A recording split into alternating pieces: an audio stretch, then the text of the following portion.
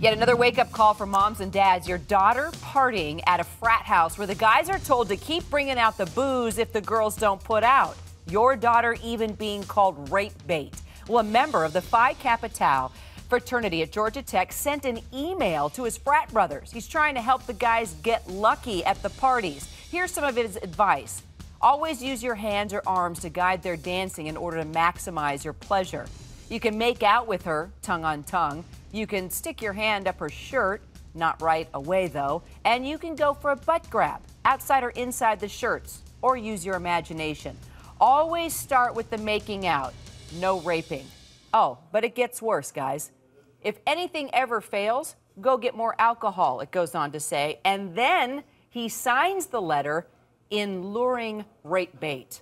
It's embarrassing. It's really embarrassing. Georgia Tech's a great school. Right. A lot of smart kids over there. Real smart kids. We found one that wasn't so smart. Can we just have a blunt conversation here, though, about the Greek system? Seriously. And I just want to have a candid conversation. Give me the positives of being a part of a fraternity and sorority. All right, let's get beyond the point that you have an immature student writing things that are despicable and outrageous and would shock the conscience of any mother or any parent on the universe. That's one thing. But when you talk about a fraternity that could build leadership skills, that could sort of build opportunities, that can build brotherhood and sisterhood, I think that could potentially be a very good thing to add to a college experience. And something like this with a person who doesn't know any better or should know better should not really denigrate the rest of the fraternities who do great community service and other things at the school. I think there are aspects of sororities and fraternities that are great, but then, I think this is what you're alluding to, that there are some aspects that are not so great and things that we wouldn't be proud of. And certainly this letter and this gentleman is something that we wouldn't be proud of. But I have to say, in reading this,